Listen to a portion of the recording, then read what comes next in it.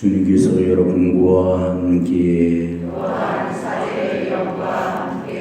성경 마태오가 전한 거룩한 복음입니다.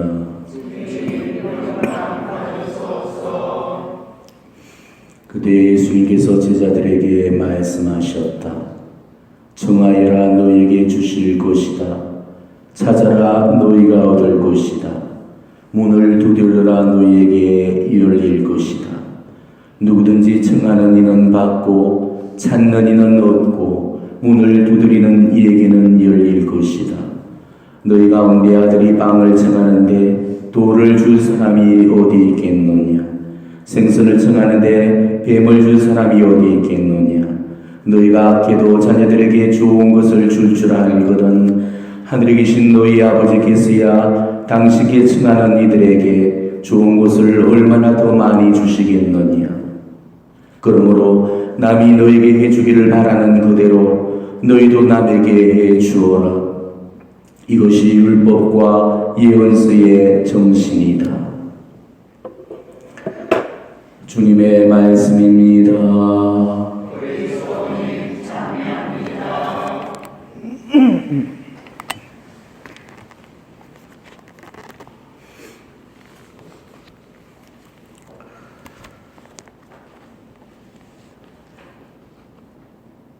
청하여라, 주실 것이다.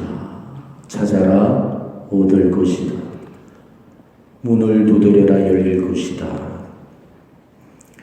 오늘 이 복음은 한마디로 이야기해서 희망의 복음이라고 말할 수가 있겠습니다. 우리가 받지 못하고 있을 때, 얻지 못하고 있을 때, 문이 닫혀 있을 때 정말 우리가 하나님께 구하게 되고 찾게 되고 문을 두드리게 되면 우리가 원하는 것들을 다 모조리 얻을 수 있다는 것이죠. 하나님께서는 우리 처지를 낱낱이 다 알고 계십니다.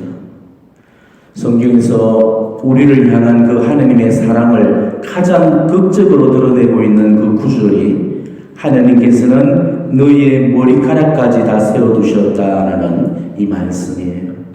도대체 우리를 얼마나 사랑하시면, 도대체 우리에게 얼마나 큰 관심을 갖고 계시면 우리 머리카락 숫자까지 다 헤아려 세워두고 계시겠습니까? 금방 나고 빠지는 게 이 머리카락인데 그걸 그때마다 어떻게 다 세워놓을 수가 있겠어요? 내가 나에 관해서 아무리 잘 알더라도 내 머리카락 숫자까지는 다 알지를 못하죠. 근데 하나님은 나도 모를 내 머리카락 숫자까지 다 헤아려서 세매놓고 계시다는 것입니다. 그래서 아우스팅 성인께서도 하나님은 나보다도 더 나를 잘 아시는 분이다 라고 이야기하셨어요. 그만큼 나를 속속들이 다 알고 계신다는 거죠. 비록 나에 관해서 내가 모르는 일은 있을지 모르겠지만 하나님이 나에 관해서 모르는 일은 절대 있을 수 없다는 것입니다. 그래서 주실 수 있다는 거죠. 모르면 주지 못하지만 알기 때문에 줄 수가 있다는 것입니다. 하나님은 우리가 구하기도 전에 이미 우리한테서 필요한 것이 뭔가를 다 알고 계십니다. 구태여 달라고 말을 하기 전에 내게서 필요한 것이 뭔지를 알고 계십니다. 설령 내가 돌을 구하고 뱀을 청한다 할지라도 하나님은 그보다도 더 좋은 것을 주시는 그런 분이시라는 거죠. 그런데도 많은 사람들이 바로 이 사실을 믿으려고 하지를 않습니다. 하나님이 우리를 얼마나 사랑하셨는지 우리는 머리로만 알 뿐이지 마음으로는 전혀 깨닫지를 못하고 있는 것입니다. 그렇기 때문에 우리가 하나님을 제대로 사랑해드리지 못하고 있는 것이고 그래서 우리가 하나님을 제대로 섬겨드리지 못하고 있는 것입니다. 만일 우리가 이 하나님이 우리를 얼마나 사랑하시는가를 깨닫는다면 우리는 결코 지금처럼 살지 못할 것입니다. 결코 눈물 없이는 이 하나님의 사랑을 만나지 못할 거고 하나님의 사랑 앞에 평생을 울고 또 우는 그런 사랑의 울보가 되고 말 겁니다. 요한복음의 말씀이 있죠. 하나님께서는 세상을 너무나 사랑하신 나머지 외아들을 내어주시어 그를 믿는 사람은 누구나 멸망하지 않고 영원한 생명을 얻게 하셨다. 이 말씀을 정말 깊이 한번 묵상해 본 적이 있습니까? 남의 새끼 살리려고 지 손에 제 자식 피 묻히는 아버지, 이 세상에 어디가 있겠습니까? 자기 새끼 살리려고 남의 새끼 죽이는 그런 아버지는 있을지 모르겠지만은 남의 새끼를 살리려고 자기 새끼 제 손으로 죽이는 그런 아버지는 없죠. 막장 드라마도 이런 막장 드라마가 없을 만큼 그야말로 말도 되지 않는 이런 막장의 끝판이 바로 저 십자가 사건입니다. 저 십자가는 하느님이 우리를 얼마나 사랑하시는가를 증명해 주신 그런 하느님 사랑의 표시입니다. 우리는 바로 저 십자가를 보면서 그를 깨닫지 못한다면 그 사람은 결코 기도하는 사람일 수가 없죠. 기도하는 사람이 십자가를 바라보면서 하느님의 사랑을 깨닫지 못한다면 이거는 말이 되지 않는 소리입니다. 우리 하나님은 이 세상에 나만 사랑하시는 것 같은 그런 사랑으로 지금 우리 한 사람 한 사람을 사랑해 주고 계십니다. 이걸 우리가 어떻게 다 깨달을 수가 있겠습니까? 이걸 깨닫는 순간 여러분은 정말 하느님의 사랑 앞에 울며 까무러치게 될 겁니다. 우리가 하나님께 뭔가를 청하기 전에 우리는 바로 이 사실부터 먼저 깨달아야 되는 것이죠. 청하기부터 하지 말고 구하기부터 하지 말고 문부터 두드리지 말고 우리가 정말 청하기 전에 구하기 전에 문을 두드리기 전에 그분의 사랑부터 먼저 온전히 깨달을 수 있어야 되는 것입니다. 그래야 우리가 하나님을 제대로 신뢰할 수가 있고 제대로 된 그 신뢰에 찬 그런 기도가 나올 수가 있는 것입니다. 지금까지 우리 기도가 잘못될 수밖에 없었던 이유도 바로 여기에서 비롯된 거라는 것을 아셔야 됩니다. 하나님의 이런 하이와 같은 그런 사랑도 우리가 제대로 깨닫지 못하고 있으면서 하나님께 온전히 신뢰도 하지 못하면서 우리가 하나님께 청하기만 한다면 그거는 결코 옳게 들어지는 그런 기도일 수가 없는 것입니다. 복음에 보게 되면은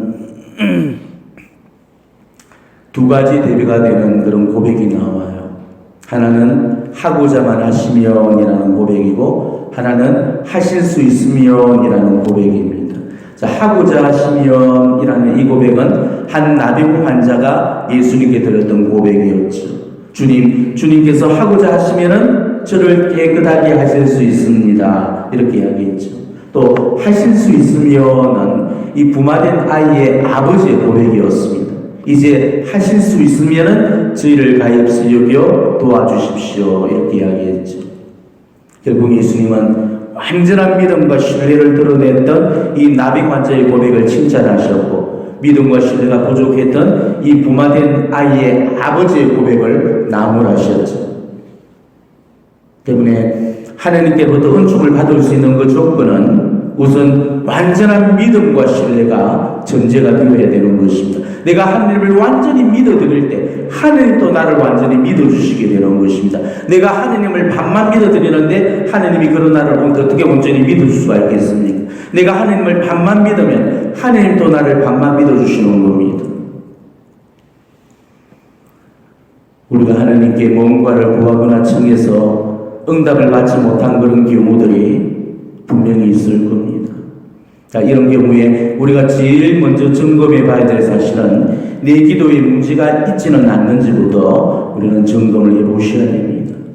구하긴 구하되 제대로 구하지를 않았다든지 아니면 찾기는 찾되 간절히 찾지를 않았다든지 문을 두드리기는 했지만은 몇 번밖에 두드리지 않았기 때문에 그래서 우리가 얻지 못했고 찾지 못했고 열리지 못했던 그런 경우들이 허다히 많으실 겁니다. 한두 번 해보고 말 그런 기도로는 응답을 욕심낼 수 없습니다. 불의한 재판관의 그 비유에서 과부가 재판관을 계속 귀찮게 쫄라서 결국은 옳은 송사를 해줬다는 그 이야기 아시죠? 또 다 잠든 그 야심한 방에 문을 두드리면서 빵을 구워달라는 그 친구의 간청에 귀찮아서 결국 빵을 구워줬던 그 이야기 우리는 정말 잘 묵상해 보셔야 됩니다. 하나님께 귀찮도록 쫄라서 하나님을 피곤하게 만들고 지치게 만들어야 되는 것입니다. 지성이면은 감천이라고 했죠. 기도에 우리가 공을 들이면 들일수록 하늘도 감동을 하게 되어 있는 것입니다. 그래서 옛날에 우리 어머니들은 정화소를 떠놓고 천지신명께 빌었죠. 비가 오나 눈이 오나 한결같이 이 고통새벽부터 일어나서 기도로 공을 들였습니다. 근데 참 신기하게도 그렇게 공을 들이고 나서 결국 애도 낳고 죽어가는 자식도 살리는 그런 기적들이 일어나고는 했죠. 이거는 절대 우연의 일치가 아니었습니다. 기도에 공을 들이게 되면 결국 하느님도 감동을 하게 되어 있는 것입니다. 우리가 하느님을 애타게 찾고 부르면 하느님의 마음이 그 애간장에 녹아서 우리에게 달려오지 않을 수가 없으시는 거죠. 그러면 여러분들이 기도를 바치신다면 하느님께 옳은 기도를 바치셔야 됩니다. 항구하고 연속적으로 끊임없이 빌고 청하셔야 됩니다. 하루 이틀 해보는 그런 기도가 아니고 한 달, 두 달, 그것도 모자라서 1년이면 2년, 그것도 모자라면 10년, 20년 정말 들어주실 때까지 우리가 포기하지 말고 매달려야 되는 것이죠. 반드시 내 기도에 응답을 주신다는 그 사실을 우리는 굳게 믿고 매달려야 되는 것입니다. 예수님도 분명히 그러셨죠. 너희가 기도하며 청하는 것이 무엇이든지 그것을 이미 받은 줄로 믿어라. 그러면 너희의 그대로 이루어질 것이다. 이렇게 이야기하십니다. 받기도 전에 이미 받은 줄로 믿고 기도를 해야 하는 거죠. 이거는 신뢰가 없이는 절대로 불가능한 소리입니다.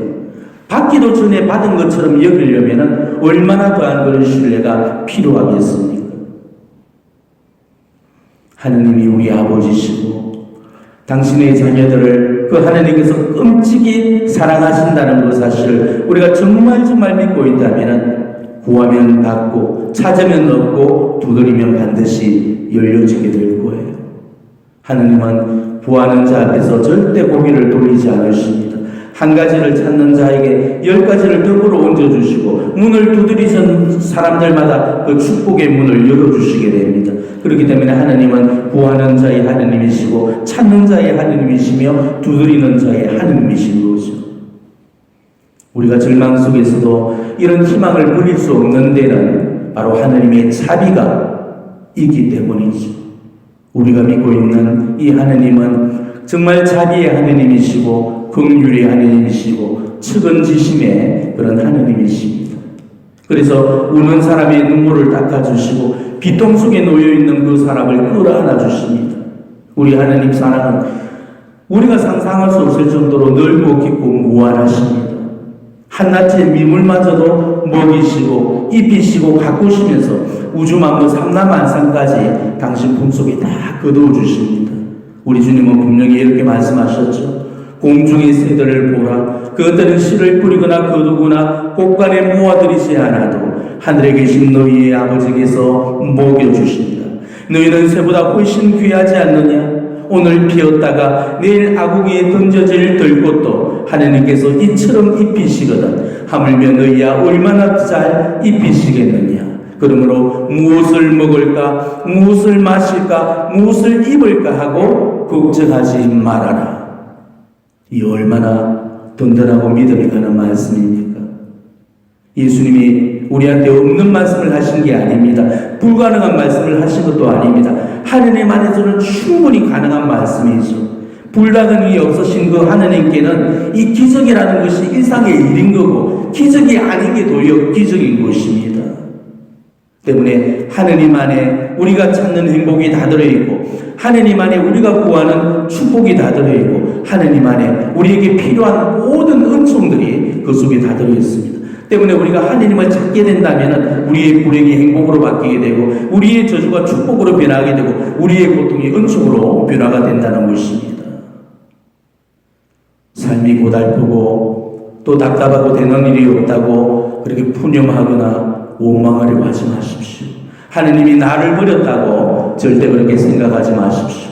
하느님은 한날 안시도 나를 잊으신 적이 없고 나를 버리신 적이 없으십니다. 우리가 하느님을 잊어버리고 하느님을 버린 적은 있어도 하느님이 우리를 잊으시거나 버린 적은 단 한순간도 없습니다. 때문에 내 문제에 응답이 없다면 그거는 내가 잘못했었지 결코 주님이 잘못하셔서 아닌 것이죠. 우리에게 있어서 정말 고통의 문제가 끝나지 않는 데에는 다 그 이유가 있는 것입니다. 사람들 앞에서는 붙들고 눈물을 흘렸지만 우리가 하느님 앞에서는 눈물을 거두었기 때문이죠. 사람들 앞에서는 고통을 요소했지만 하느님 앞에서는 입을 다물었기 때문입니다. 하느님의 그 권능과 전권과 그 전지전능을 믿지 않고 자신의 힘과 노력과 수고만으로 그 문제를 해결하려고 했기 때문에 그래서 우리의 기도가 실패를 하고 마는 것입니다. 하느님 앞에 눈물을 보이고 하느님 앞에 무릎을 꿇고 하느님 앞에 손을 모으게 되면 반드시 하느님은 우리를 축복하시고 우리 기도에 응답을 주시게 됩니다. 저는 하느님의 손길을 그 누구보다도 강력하게 굳게 믿고 있습니다. 저는 지금까지 하느님께로부터 한 번도 배신을 당해본 적이 없습니다. 기도하면 다 들어주셨고 다 이루어주셨습니다. 하느님은 기도하는 자에게만큼은 당신의 손길을 절대 거두지 않으십니다. 어미가 그 자식의 눈물과 고통을 보게 되면 애간장에 녹아들고 그 마음이 피멀물이 들듯이 하느님도 그 당신 자녀들의 눈물과 고통을 보게 되면 마음이 헤집어지고 갈갈이 찢어져서 안 들어주고는 못 베기시는 겁니다. 우리 기도가 정말로 하느님 앞에 얼마나 막강한 힘을 가지고 있는지 이거를 깨닫고 있는 사람은 잘 없지. 우리 기도는 완고한 하느님을 무너뜨립니다. 그리고 무너진 우리 인간을 일으켜 세웁니다. 기도 앞에 강한 존재가 우리고 기도 앞에 약한 존재가 하느님이시죠. 하느님은 정말로 강한 분이시지만 우리 기도 앞에서는 너무나도 약하고 보잘것없습니다. 기도만 하면은 하느님의 그런 굳어진 마음도 다 무너뜨릴 수가 있는 거죠. 그래서 아우구스티노스 성인은 기도는 인간의 강점이요 하느님의 약점이라고 이렇게 이야기를 하십니다. 때문에 하느님의 마음을 움직일 수 있는 방법은 달리 없어요. 하느님의 마음을 움직일 수 있는 유일한 방법은 바로 기도뿐입니다. 그렇기 때문에 제가 여러분에게 정말 자신 있게 말씀을 드릴 수가 있습니다. 기도하십시오. 끊임없이 기도하십시오. 이게 오늘 복음의 메시지입니다. 지금 이 세상에는 하늘을 감동시키는 그런 기도하는 사람들이 점점 사라지고 있습니다. 인간적인 답만을 찾지 도무지 하느님 앞에서 답을 구하려고 하지 않습니다. 이게 지금 우리가 지니고 있는 치명적인 약점입니다. 우리는 이래서 기도의 응답을 받지를 못하는 것입니다. 하느님께 답을 구하지 않을 때 우리는 이 세상에서 가장 약한 자가 되어버립니다. 그렇지만 하느님 앞에서 답을 구하게 될 때 우리에게는 정말 하느님의 힘이 실려서 이 세상이 대적하지 못할 그런 힘을 갖게 되는 것이죠. 그렇지만 때때로 우리가 두드리는데도 열리지 않을 때가 있죠. 분명히 구하면 받고 찾으면 얻는다고 그렇게 말씀을 하셨는데도 아무리 구하고 아무리 찾아도 분명히 받지 못하고 얻지 못할 때가 있습니다. 가끔씩 그런 분들이 찾아오시죠. 아무리 기도를 해도 응답을 받지 못했다면서 하느님은 너무나 야속한 분이시라면서 그렇게 눈물을 쏟아냅니다. 실제로 그래요. 기도를 해서 응답을 받는 그런 사람들이 있는가 하면 응답을 못 받는 그런 사람들도 있습니다. 자, 그렇다면 왜 누구는 기도를 해서 응답을 받는데 왜 누구는 기도를 하는데도 응답을 받지를 못하는 걸까? 이거는 누구한테 문제가 있었을까요? 우리한테 문제가 있었을까요? 아니면 하느님한테 문제가 있었을까요? 하느님은 웬만해서는 우리 기도에 응답을 더 주십니다. 그런데 아무리 기도를 하는데도 청하는 것을 받지 못하는 경우들이 있죠.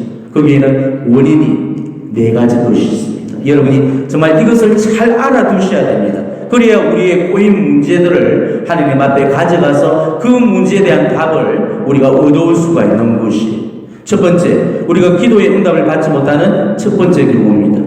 기도에 확실이나 어떤 간절함이 없는 경우 우리는 결국 기도에 응답을 받을 수가 없습니다. 온전히 신뢰하지를 못하고 주실까 그렇게 회의하고 의심을 하면서 한두 번 해보고 그 응답이 없으면 우리는 바로 기도를 접어버리잖아요. 이런 기도에는 절대로 응답이 주어지지 않는다는 거죠. 응답이라는 것은 우리 믿음에 비례합니다. 그래서 예수님도 그러셨죠. 믿으면 믿는 대로 될 것이다. 내가 반만 믿으면 반만 성취될 거고 내가 온전히 다 믿으면 온전한 것이 성취가 되어진다는 거죠. 때때로 기도의 응답이 바로 주어지지 않을 때가 있어요. 물론 기도의 응답이 바로 주어질 때도 있겠지만 보통은 이 기도의 응답은 늦을 때가 많아요.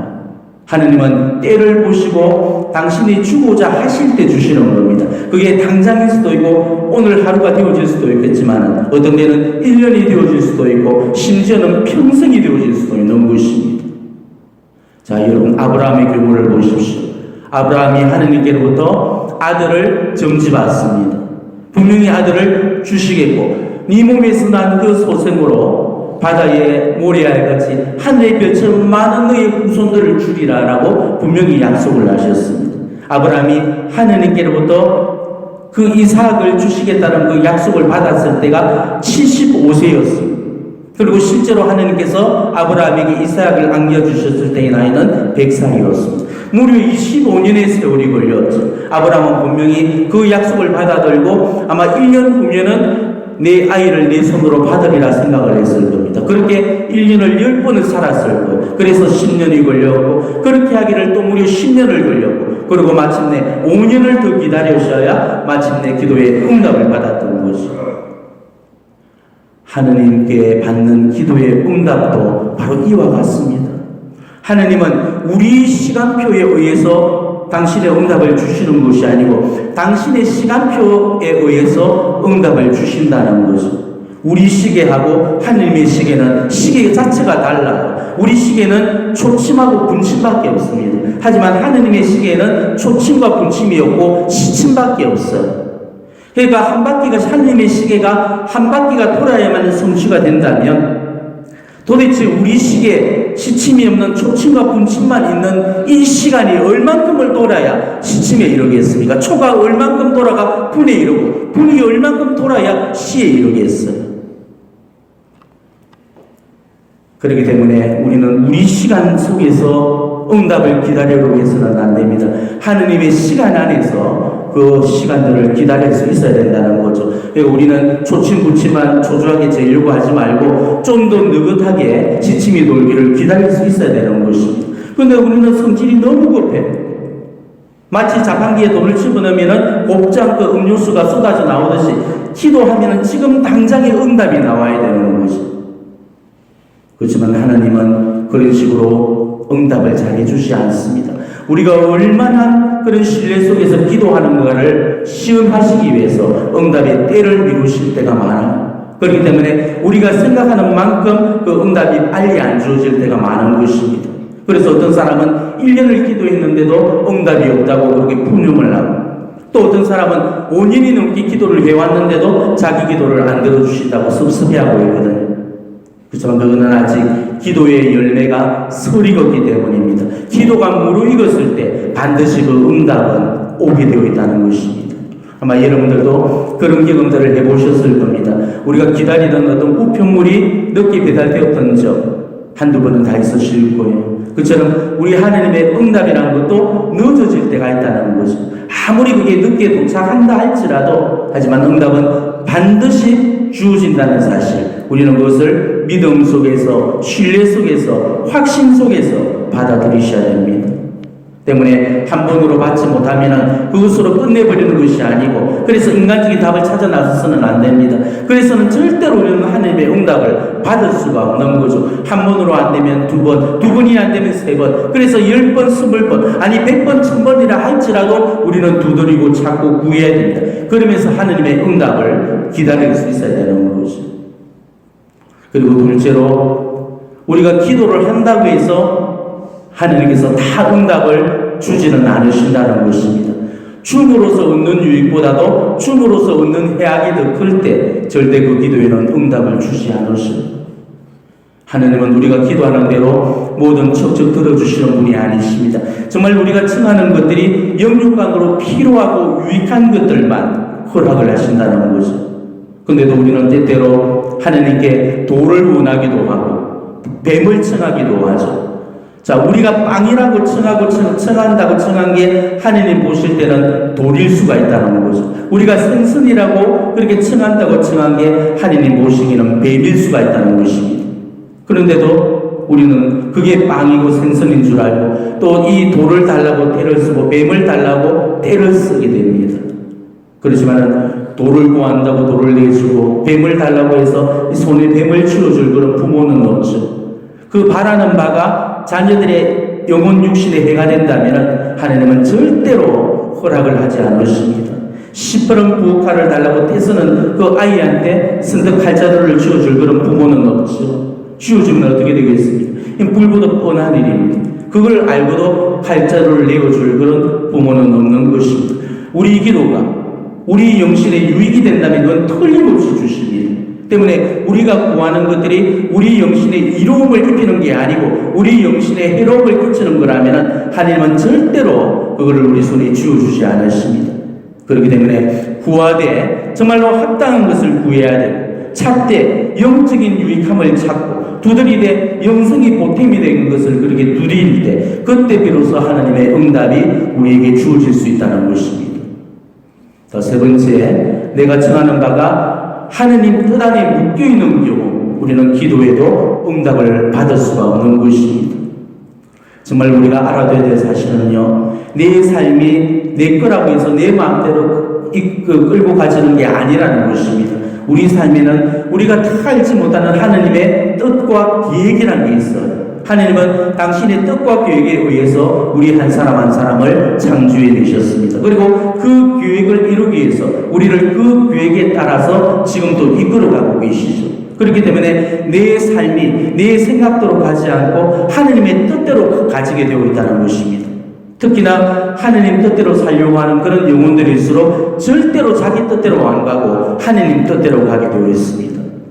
하느님 뜻대로 안 살려는 그런 영혼들은 자기 뜻대로 살려고 하기 때문에 하느님이 그 삶에 손을 댈 수가 없는 거죠. 의지적으로 하느님 손길을 거부하고 있기 때문에 하느님은 그 인간의 자유의지를 존중해 주시기 때문에 그런 영혼들한테는 천국의 길로 이끌 수가 없는 것입니다. 그렇지만은 하느님 뜻으로 살고자 하는 그런 영혼은 그 영혼을 천국으로 이끌어 가시기 때문에 자기 뜻하는 것을 그대로 주지를 않으신다는 것입니다. 저는 지난 8년간 파티마 세계 사도직에서 소임을 맡았죠. 그런데 너무너무 힘들어서 그 8년의 세월을 그야말로 눈물의 세월로 보냈습니다. 정말 하느님께 아무리 배내달라고 기도를 그렇게 해도 하느님은 들은 척도 하지 않으셨어요. 정말 8년을 빌고 빌다가 완전히 다 포기를 해버리니까 그제서 이번에 거기서 빼내주셔서 제가 여기에 온 겁니다. 자, 그렇다면 왜 하느님이 저를 8년 동안 그 안에 묶여두시고 저를 그토록 안 빼내주셨을까? 제가 봉헌을 했기 때문에, 그래서 서원으로 묶여버렸기 때문에, 그래서 내 뜻을 하느님이 가져버리셨기 때문에, 그래서 나로서도 어쩔 수 없는 거죠. 우리가 봉헌을 하고 나면은 내 삶은 절대로 내 뜻대로 가지가 않습니다. 만일 여러분도 저처럼 그렇게 봉헌을 하셨다면은 하느님의 강력한 손길 안에 붙들려 있기 때문에 뭐든지 자기 뜻대로 안 가지고 하느님 뜻대로 가지게 되어 있습니다. 그렇기 때문에 우리 삶은 힘들고 고달픈 삶이 되어질 수밖에 없는 거죠. 바오로 사도도 분명히 그렇게 말씀하셨죠. 우리가 하느님 나라에 들어가려면 많은 환난을 겪어야 합니다. 그렇기 때문에 그 길이 고달프고 힘든 거라는 것입니다. 하지만은 하느님 뜻대로 안 되고 내 뜻대로 되고 싶다면은 여러분이 봉헌을 취소해버리면 됩니다. 봉헌한 사람은 서원에 딱 묶여있기 때문에 절대로 내 삶이 내 뜻대로 안 가지고 하느님 뜻대로 가집니다. 그렇지만 우리가 봉헌을 딱 취소해버리면은 하느님이 내 서원을 더 이상 가지지 못하기 때문에 더 이상 내 삶에 개입을 하지를 못하시기 때문에 하느님 손아귀에서 우리는 풀려나게 됩니다.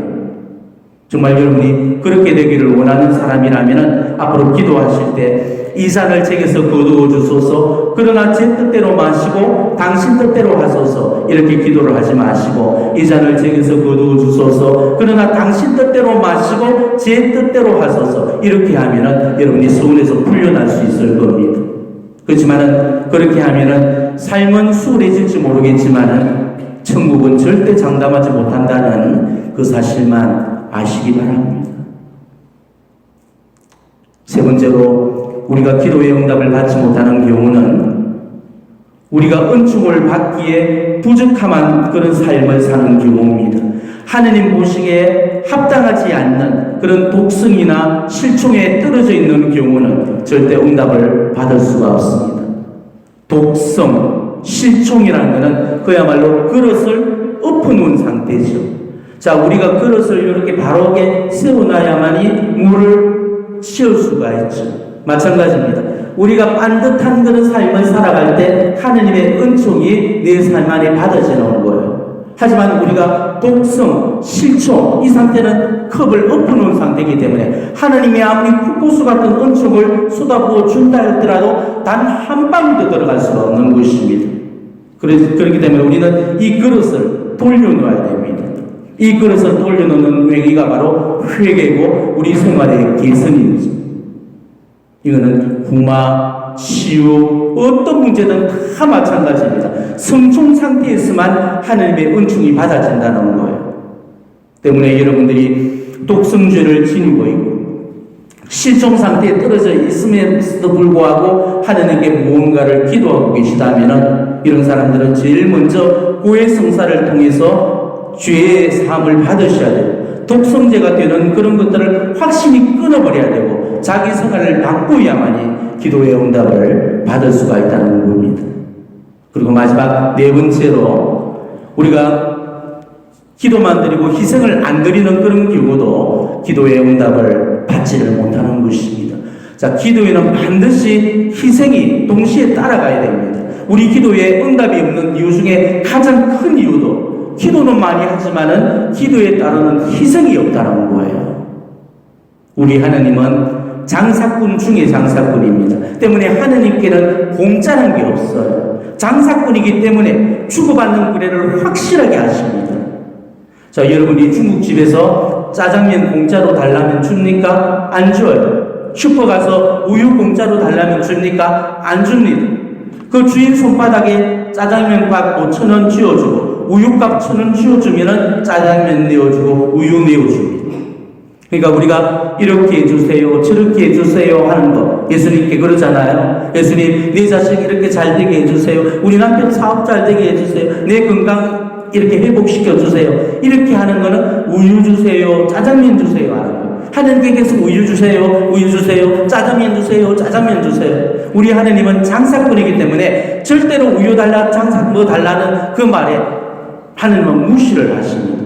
이때 주인 손바닥 위에 1,000원, 5,000원을 쥐어주면 우유, 짜장면을 내어줬듯이 하나님 손바닥 위에 나의 희생을 올려놓게 되면 하나님은 그 즉시로 기도의 응답을 내어놓게 됩니다. 우리는 어떤 문제가 생기게 되면 정말 기도는 많이 하지만 도무지 희생을 바치려고 하지 않습니다. 그러니까 응답이 없을 수밖에 없는 거죠. 내가 어떤 문제로 하나님께 기도를 드리게 되면 하나님은 우리에게 반드시 두 몫의 잔을 요구를 하십니다. 하나는 기도의 잔이고 하나는 희생의 잔입니다. 근데 이 기도의 잔은 차고 넘칠 만큼 가득한데 이 희생의 잔은 텅텅 비어 있다는 거죠. 이 두 몫의 잔을 다 채워서 하나님께 다시 돌려드려야만이 우리가 하나님께로부터 원하는 그 은총을 받을 건데 한 잔밖에 채워지지 않아서 그 은총을 지금 못 받고 있다는 것이죠. 기도를 하면서 반드시 희생이 동시에 가야 됩니다. 기도 하나에 희생 하나가 따라가야 되는 거죠. 희생이라고 해서 뭔가 거창한 게 절대 아닙니다. 우리 주변을 돌아보면 모든 걸 우리는 희생으로 바칠 수가 있죠. 지금 내가 자식 문제로 힘들어하는 그런 분들 많이 계실 겁니다. 자식이 지금 알코올 중독에 빠져 있다든지 혹은 냉담을 하고 있다면 정말 여러분들이 그 지향을 갖고 기도를 하시되 어떤 희생을 바칠 수가 있습니까? 오늘 새벽 미사가 있을 때 내가 정말 보통 때도 지하철을 타고 버스를 타고 그렇게 가야 될 그런 성당 거리를 비도 오고 바람도 부는 그날에 우산 받쳐 들고 성당 집에 나서면서 묵주 하나 들고 성호교를 넣고 하느님 오늘 이 비 오는 추적추적 이 바람이 부는 이 비 오는 날에 내가 정말 이 성당까지 오늘 차를 타지 않고 우산을 받쳐 들고 로사료를 바치면서 걸어가겠습니다. 당신이 보실 때 이 희생도 공로라고 여겨주신다면 그 공로 저한테 필요 없고 우리 자식 회개하는데 우리 자식 알코올 중독 치유하는데 넣어주십시오. 그렇게 하고 기도를 하고 그 장을 바치게 되면 그 희생이 고스란히 그 잔을 채우게 되는 거예요. 여러분이 어디 가서 식당에서 밥 반찬을 받았습니다. 근데 내가 정말 좋아하는 고기 반찬에 뭐에 그거 내가 딱 미루고 성호견을 넘어서 식사전 기도를 하면서 하느님, 오늘 제가 좋아하는 이 고기 국물에 고기 반찬 이거 미루고 제가 정말 싫어하는 김치와 이 장아찌 2가지만 갖고 제가 오늘 이 밥을 먹겠습니다. 당신이 보시기에 이 희생도 공로라고 여겨주신다면 이 공로 저한테 주지 마시고 우리 아들 회개하는데 넣어주십시오 하고 우리가 기도를 한다면 그 희생의 잔에 그만큼이 더 보태어지는 거예요. 내가 지금 물이 너무 먹고 싶어요. 근데 내가 물잔을 앞에 놓고 1시간을 참아보는 거예요. 하느님, 제가 지금 입천장이 타들어오는 만큼 지금 이렇게 간절하게 물이 먹고 싶지만은 제가 이 물잔을 보면서 그 유혹을 참아내겠습니다. 당신이 보시기에 이 희생도 희생이라 여기서 공로를 주실 것 같으면 저한테 주지 마시고 우리 자식 회개하는 데 주십시오 하면 그만큼의 또 희생의 잔이 채워지게 돼요. 그렇게 해서 우리가 기도의 잔을 채우고 희생의 잔을 채울 때 이 두 몫의 잔을 채워서 하나님께 드려질 때 그때 비로소 하나님은 우리가 처하는 그런 응답을 반드시 주시게 된다는 거예요. 이 4가지의 경우의 수가 아니고서는 우리 기도에는 반드시 응답이 따라옵니다. 그렇기 때문에 여러분이 정말 잘 점검해 보도록 하십시오. 기도를 했는데도 나한테서 응답이 없다면 어떤 원인에 걸려 있는지 그거를 먼저 해결하시고 푸시하면 우리가 하나님께로부터 기도의 응답을 받을 수가 있어요. 우리에게는 지금 구해야 될 것, 또 찾아야 될 것, 또 두드려야 될 것들이 많다고 봅니다. 그것이 진실로 정말 우리 영혼에 유익이 되고 보탬이 되는 것들이라면 오늘 우리 주님의 마음을 움직일 만큼 절절한 마음으로 오늘 이 미사 중에 봉헌을 하도록 하십시오. 그래서 주님 앞에서 정말 답을 찾을 수 있도록 하십시오. 잠시 침묵 중에 정말 내게서 필요한 그런 은총이 무엇인가를 생각하면서 오늘 미사 중에 그 은혜를 청하도록 하십시다. 아멘.